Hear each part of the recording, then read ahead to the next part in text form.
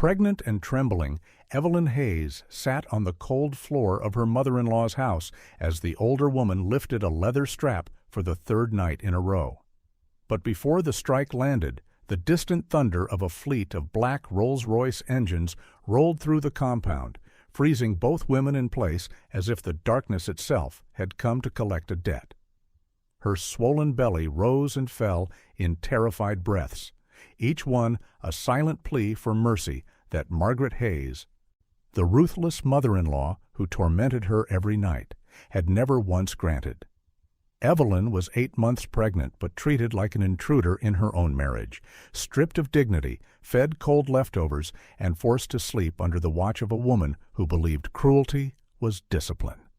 Tonight the torture was worse. Margaret's eyes burned with a hatred that Evelyn could never understand, but one that seemed to grow each night as if fueled by a secret the pregnant wife was never allowed to know. Something about Evelyn's unborn child terrified Margaret and angered her even more. But now the low growl of those approaching black Rolls-Royce cars made Margaret's hand shake for the first time. The leather strap trembled in her grip. Her jaw clenched, her eyes widened, not in anger this time, but in a fear Evelyn had never seen. Evelyn pushed herself up slowly, wincing from the bruises that wrapped her arms like a map of suffering. She didn't know who would arrive in such intimidating luxury, not in this dusty neighborhood where silence normally swallowed every night. Yet every instinct told her those cars were connected to her. Somehow. But why would a fleet of Rolls-Royce come for a woman treated worse than a servant? Why did Margaret whisper under her breath, "Not tonight, please, not tonight," as the headlights grew brighter? Why did Daniel Hayes run out of his room, barefoot, panic in his eyes, as he glanced between his pregnant wife and the approaching vehicles? Evelyn hugged her belly protectively. The child within her kicked, a strong, defiant thump, as if reacting to a truth she had not yet learned. The gate rattled, the engines stopped. Silence fell, heavy, suffocating, electric. Margaret dropped the strap. It slapped the floor, loud and sharp. Daniel whispered something Evelyn couldn't hear. And Evelyn, pregnant, hurting, confused, felt her entire world tilt. Who were the people inside those black Rolls-Royce cars? Why did they make her cruel mother-in-law tremble like a guilty criminal? Why did they know Evelyn's name, even before she knew theirs? Evelyn had no answers yet. But when the doors of the first Rolls-Royce opened, she sensed one thing clearly. Whatever was coming next would not save her. It would shatter her. Daniel rushed to Evelyn's side, gripping her arm too tightly, not out of malice, but out of fear. "Evelyn, just stay behind me. Please." His voice cracked, something rare. Evelyn had once loved his softness, the way he blushed during their first date, how his hands trembled when he proposed in the cheap little garden where he confessed he'd never loved anyone before. But now those same trembling hands felt like a warning, not comfort. "Daniel." "Who are they?" Evelyn whispered. He swallowed hard. I can't explain yet." Margaret snapped, her voice trembling. "Keep quiet, boy. If she finds out now, everything is finished." Her words sliced through the air. Evelyn stared at them both, her heart pounding. Find out what? Finished how?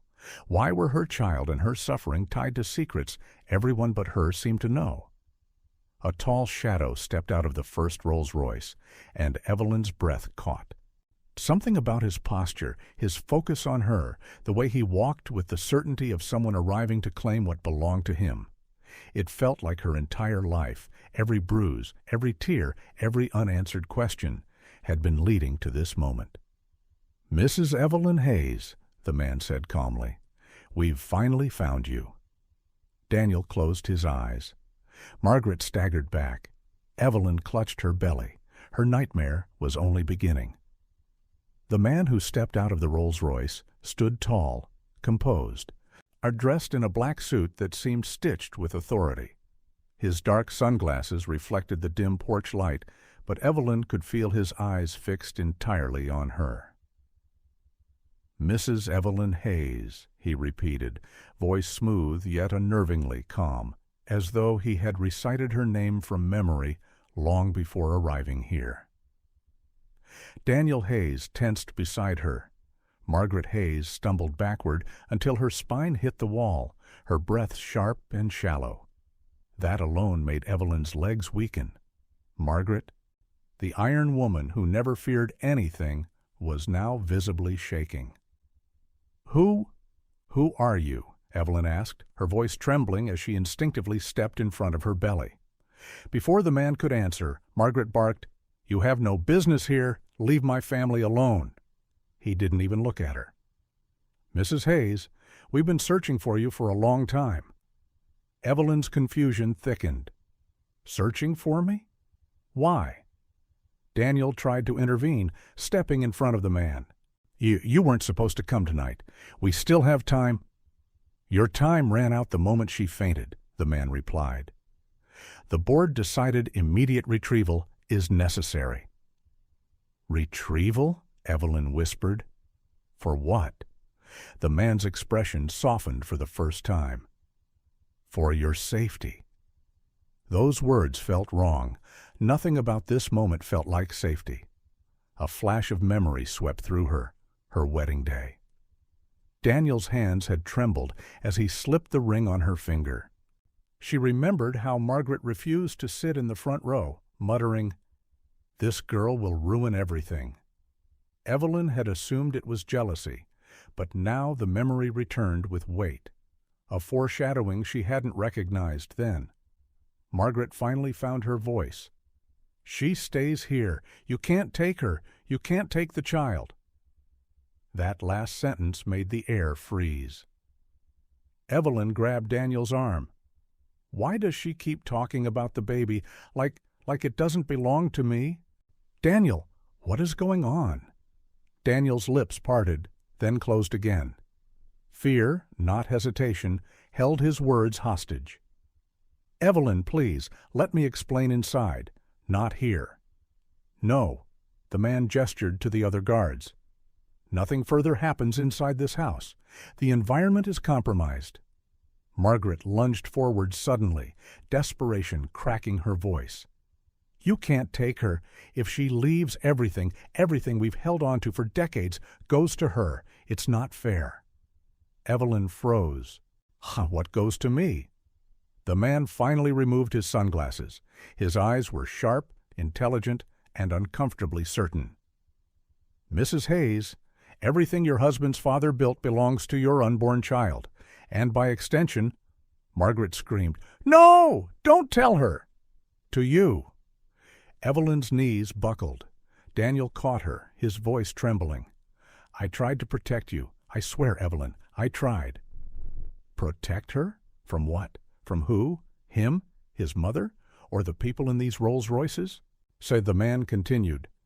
"Daniel Hayes was instructed to inform you before your third trimester, but he hesitated. That delay put you and the heir at risk." Evelyn's heart hammered. "Heir? Heir to what?" The man stepped closer, not threatening, just deliberate. "To the Hayes Global Estate." The words rang like a bell inside Evelyn's skull. I'm just a school teacher. I don't understand." Daniel's voice splintered. "My mother convinced me not to tell you yet. She said you might react badly." Margaret crawled forward on her knees, eyes wild. "Because you don't deserve it. You came from nothing. You will take everything. I couldn't let that happen." The man turned to his guards. "Prepare the vehicle." "Wait," Evelyn cried, clutching Daniel's shirt. "Am I being kidnapped?" She didn't know whether to run, fight, or collapse. The man shook his head. "You're being escorted to safety. And you must come now." Another guard opened the back door of the Rolls-Royce. Daniel whispered, broken, "Evelyn, please go. You and the baby will die if you stay here." That sentence shattered her world. Evelyn looked between the man, Daniel, and Margaret, three people holding three different truths. And she didn't know whom to trust, But she did know one thing. Whatever waited in that car would change everything. Evelyn's feet felt glued to the earth. At the open door of the Rolls-Royce seemed to pull her like a black hole, silent, demanding, inevitable. She could feel the baby turning inside her, kicking sharply as though sensing change, danger, destiny. "Evelyn," Daniel whispered, cupping her face with trembling hands. "Please, go with them."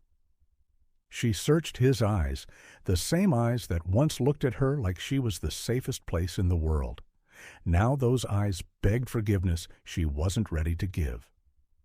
"Why didn't you tell me?" she whispered. Daniel swallowed hard. "Because telling you meant choosing you over my mother, and I wasn't brave enough." The honesty burned, and Evelyn felt something inside her crack. Not a bone, not the baby, but a piece of trust she hadn't known was fragile. The suited man, still nameless, still terrifyingly calm, spoke again. "Mrs. Hayes, we cannot delay. Protocol requires immediate extraction once the heir's life is endangered." "Extraction?" Evelyn repeated, voice breaking. "I'm not an object." "No," the man said softly. "You're the key." Those words struck her like physical blows. Margaret lurched forward again, gripping Evelyn's skirt with claw-like desperation. "You think they're here to protect you, you stupid girl? If you step into that car, you'll never live a normal life again. They'll take him from you, your husband, your child, everything." The guards instantly pulled Margaret back, but her screams echoed. "You don't know what that baby means. You don't know what power you're carrying." Those words sent a cold wave down Evelyn's spine. Power? Her unborn child? Why? Her mind flashed back. A moment she hadn't thought mattered. 2 months ago she had woken up at night, breathless, hearing Daniel on the phone. "No, she doesn't know yet. Yes, the pregnancy is confirmed. No, she doesn't suspect anything." The moment Evelyn stirred, he hung up and said, "It's just work." She had believed him. Now that memory returned like a warning she'd ignored. "Mrs. Hayes," the suited man said, stepping closer but lowering his voice. "I know you're afraid. You should be. But you're safer with us than with anyone in this house." "What house?" Evelyn whispered bitterly. "This has never felt like a home." A flicker of sympathy crossed his face. "Then allow us to take you somewhere that can be." Daniel grabbed her hand again. "Evelyn, I'm sorry. I swear I never wanted you to suffer. My father, he didn't die the way my mother said. He left instructions. When the first grandchild is conceived, security must be deployed. I should have told you. I just was afraid," she finished for him, her voice trembling. He nodded silently. Evelyn turned to Margaret, whose face was twisted in rage and terror. "I asked you so many times," Evelyn said softly. "Why you hated me, why you wanted to break me?" Margaret spat on the ground. "Because your child will end everything I built. I carried this family on my back for 40 years. And you? You walk in from nowhere and you get the legacy? No, I won't allow it." The suited man nodded once at his guards. "She cannot approach the expectant mother again." Margaret screamed as they held her back, but Evelyn barely heard it. Her heartbeat drowned everything. Daniel pressed his forehead to hers. "I love you, Evelyn. I always did. If I could change everything, I would." Tears streamed down her cheeks. "Then tell me the truth, Daniel. All of it." He opened his mouth, but the suited man interrupted sharply. "Mrs. Hayes, if you don't enter that vehicle in the next 30 seconds, you endanger not only yourself, but the heir." The word heir echoed through her bones. Evelyn closed her eyes, took a trembling breath, and stepped toward the open door, but just as her foot crossed the threshold, a voice from inside the car said, "Evelyn, we finally meet." Her blood turned to ice. Someone inside had been waiting for her. Evelyn froze at the sound of the voice drifting from inside the Rolls-Royce. soft, steady, unmistakably familiar, yet belonging to someone she had never met. It was the kind of voice that held authority naturally, without needing to demand it. Her fingers curled around the doorframe. She hesitated, fear tightening around her ribs. "Please," the voice said again. "Come in, Evelyn. You're safe now." Safe. Everyone kept using that word, yet nothing tonight felt remotely like safety. Daniel tried stepping forward, but the suited man blocked him. "She must enter alone." "Alone?" Daniel snapped. "You can't." "Protocol," the man replied sharply. "You know this?" Evelyn's eyes flicked between them. How did Daniel know their protocol? How deeply was he tied into all this? But the urgency in the suited man's tone forced her forward. She took one more shaky breath and slid into the car. The interior was dim and impossibly luxurious. Black leather, soft lighting, the faint scent of expensive cologne. And sitting opposite her was a man she had never seen before, yet who looked at her with an unsettling familiarity. He was older, mid-50s, and with streaks of silver in his hair and a face carved by power, grief, and something else. Regret. "I'm Marcus Hayes," he said quietly. "Daniel's father." Evelyn stared, heart slamming. "That's impossible," she whispered. "Daniel said you were dead. Everyone said you were dead." Marcus exhaled. "I know. That lie was necessary, for your safety and for the child's." Her child. Again with the emphasis, the child. Evelyn pressed a trembling hand over her stomach.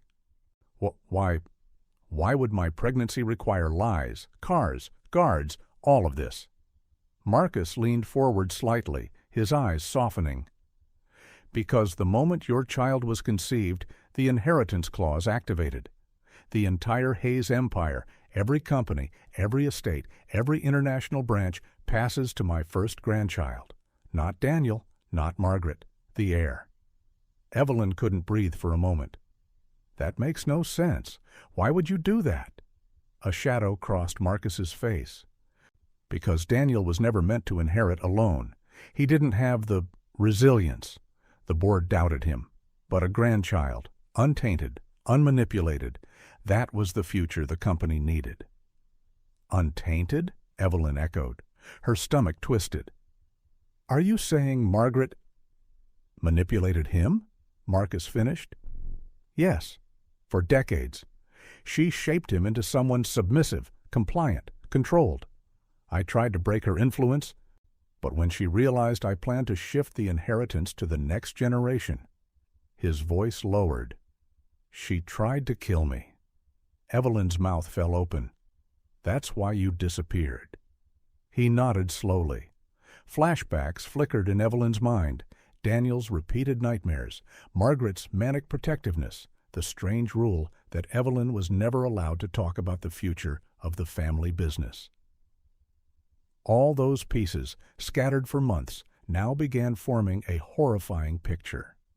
"I left instructions," Marcus continued, "that when the next heir was conceived, a retrieval team would protect the mother, at any cost." Evelyn shuddered. "So the torture, everything Margaret did to me, she did because she wanted to prevent the baby from being born." Marcus's jaw tightened. "She was desperate. As long as the child does not exist, she retains influence. But now—" His eyes dropped to Evelyn's abdomen. "Your survival means the end of everything she worked for." Evelyn felt sick. So Daniel knew some of this? "He knew enough," Marcus admitted. "But fear is a powerful leash." His mother held it tightly. Evelyn looked out the tinted window at her husband. Daniel's posture collapsed, hands shaking, guilt swallowing him. A quiet broke between them. Marcus spoke again, softer now. "You're not being taken, Evelyn. You're being protected, but the board has made a decision." Evelyn looked up slowly, dread rising. "What decision?" Marcus held her gaze, heavy, sorrowful.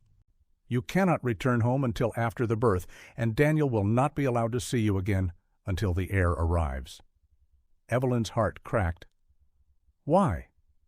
Because someone else is hunting the air, Marcus whispered, and they are closer than you think. The car door locked automatically. The convoy started moving, and Evelyn realized she wasn't escaping danger. She was being driven straight into the center of it. The convoy glided through the sleeping streets like a river of shadows. Evelyn sat rigid in her seat, hands trembling on her lap, Marcus Hayes watching her with the quiet intensity of someone studying a fragile but crucial piece of the future. For a moment, neither spoke. The hum of the Rolls-Royce felt louder than anything inside her chest, drowning out the pounding rhythm of her heartbeat. She hadn't cried yet. Shock had built a barrier around her emotions, but her throat burned as though tears were waiting behind a locked door. She finally managed to whisper, "You said someone is hunting my baby." "Who? Why?" Marcus clenched his jaw before answering. "There is a faction within the Hayes Empire, power-hungry, impatient, and furious that the inheritance was never meant for them. They've waited decades for an opportunity, and the moment your pregnancy was confirmed, they decided the easiest way to secure the future was to eliminate you." Evelyn felt her blood go cold. "Eliminate me?" Marcus nodded solemnly. "Or ensure the baby never makes it to term." Her breath hitched. She instinctively wrapped both hands around her belly, cradling it. "But Margaret, she didn't even want me to miscarry quietly. She wanted to torture me." "Why?" Marcus exhaled slowly. "My wife is not part of that faction. She isn't a murderer, but she is territorial, controlling. She believes she deserves the empire because she supported me through its hardest years." His face darkened with regret. In her twisted mind, hurting you was her way of fighting fate itself. A sharp memory struck Evelyn, Margaret's trembling voice earlier. "If she leaves, everything goes to her." Evelyn swallowed, nausea creeping in. "She hates me because of what I'm carrying."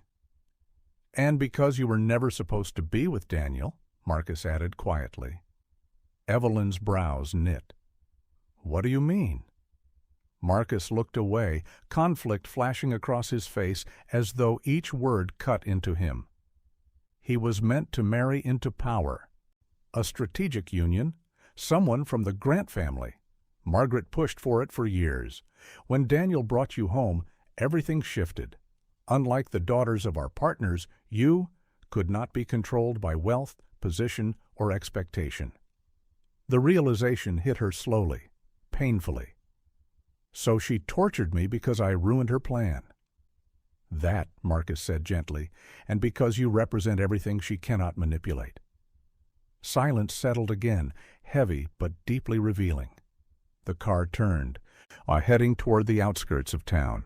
The streets thinned until buildings disappeared and tall trees lined the road like dark sentinels. Evelyn's pulse quickened. "Where are you taking me?" she whispered. "To a secure estate owned by the board," Marcus answered. "You will be protected around the clock. Medical teams will be on site. No one, no assassin, no rival, not even Margaret, can reach you." Evelyn stared ahead, tears finally slipping down her cheeks. "I don't want to be protected. I want my life back. I want my husband. I want—" Her voice cracked. "I want to feel normal." Marcus's expression softened with something like sorrow. "I know, but normal ended the day you married my son." Evelyn closed her eyes. A flashback rippled through her mind, Daniel smiling nervously during their first lunch date, confessing he could barely afford the restaurant. She had laughed, touching his hand, assuring him she didn't need a rich man. She only needed sincerity. Was that sincerity ever real? Or was Daniel always carrying the weight of a secret dynasty? The convoy slowed, turning into an almost invisible driveway, flanked by high hedges. A massive iron gate opened automatically as guards scanned the lead car. Evelyn felt the air change, thicker, colder, sterile. The estate loomed ahead, enormous, silent, watchful. She shivered. "Marcus, will I ever go home again?" He hesitated too long before answering. "You will, but you may not recognize the world you return to." Before she could respond, her door opened from the outside. A woman in a black suit, expression sharp and unreadable, leaned in. "Mrs. Hayes," she said crisply, "welcome. Your isolation begins now." Evelyn's heart dropped into a pit of fear. Isolation, not protection, not sanctuary. Isolation. She stepped out of the car, feeling the weight of destiny closing around her like a fist. Behind her, the gates shut with a thunderous finality. She had entered a new world, one she could never escape. The estate swallowed Evelyn whole the moment she stepped inside. Tall marble columns, endless corridors, guards stationed every 20 feet. The air smelled of polished stone and something colder. Sterility, secrecy, fate. She felt like she had entered a fortress built not to keep danger out, but to keep her in. Her shoes clicked softly against the marble floor as the woman in the black suit led her deeper inside. "This way, Mrs. Hayes." Every door they passed had biometric locks. Every window was tinted. Cameras followed their movements like quiet, blinking eyes. "This place," Evelyn whispered, "it feels like a prison." The woman didn't slow her pace. "Protection often feels that way." "Protection from what?" Evelyn pressed. "From Margaret? From that faction Marcus mentioned?" "From who?" The woman stopped, slowly turned to Evelyn, then said, "From all of them." Evelyn stiffened. "All of them?" The woman lowered her voice. "Mrs. Hayes, you don't understand the scale of what you carry. The Hayes estate is worth more than many countries. Your child's birth threatens thousands of people's ambitions. There are too many who would rather see the heir erased." The truth landed like a blow to her chest. She touched her belly again, instinctively, protectively. "But Daniel," she began. "Daniel cannot be trusted," the woman said bluntly. Evelyn's breath caught. "That's not true. His loyalties are divided. He is emotionally unstable, and he kept information from you for 8 months. Would a trustworthy man let you be tortured nightly?" The words cut deeper than Evelyn expected. A flash of memory rippled through her. Daniel sitting silently while Margaret served her cold food. Daniel turning away when Margaret scolded her for resting too long. Daniel pretending not to notice bruises. Evelyn blinked hard. "Daniel loves me," she whispered, uncertain even as she said it. "Perhaps," the woman replied, "but love without courage is useless to us." They resumed walking, but Evelyn's steps grew heavier. At last they arrived at a large room, lavish, furnished, but undeniably locked down. A nurse waited inside, surrounded by machines and monitors. It was a medical suite disguised as a bedroom. "This will be your living space," the woman said. "Doctors will check on you every 4 hours. Food will be brought to you. All communication from the outside world is prohibited." Evelyn's voice wavered. "So I can't call my husband?" "No." "Can't speak to my mother? My sister?" "No." "Can't step outside? I can't breathe fresh air?" The woman's silence was answer enough. Tears filled Evelyn's eyes, spilling over before she could wipe them away. The woman paused, her voice softening just slightly. "Mrs. Hayes, this is temporary. Once the heir is born, your restrictions will be lifted." "And until then?" Evelyn whispered. "You remain protected." Evelyn felt the words coil around her like chains. Protected, trapped, alone, all at once. Marcus entered the doorway then, shoulders heavy, face shadowed with guilt. "I'm sorry," he said quietly. "I know this isn't what you wanted for your pregnancy. I wish things were different." Evelyn's voice cracked. "Do you even care? How afraid I am." Marcus's expression broke. "You're not the only one afraid. The board fears war. The faction fears irrelevance. Your husband fears losing you. And Margaret? He exhaled shakily. Margaret fears something she will never admit. What? Evelyn asked. Marcus held her gaze. So she fears that you, an ordinary girl she underestimated, will become the most powerful woman in the family. Evelyn's pulse thrummed in her ears. The nurse approached softly. Mrs. Hayes, we need to run your first set of vitals. Evelyn backed up. No, not yet. I need... Her voice failed. Marcus touched her shoulder gently. You're safe here. Please believe that. Before she could reply, an alarm blared faintly from Marcus's earpiece. He stiffened, eyes widening. What is it? Evelyn asked. Be alarmed. Marcus whispered into the device. A guard's muffled voice answered. Then Marcus turned to Evelyn, face drained of color. Someone breached the main gate? Evelyn's breath snagged. Who? Marcus swallowed hard. It's Daniel. The door sealed shut automatically. Lights turned red, and Evelyn realized she wasn't done being shattered. Not yet.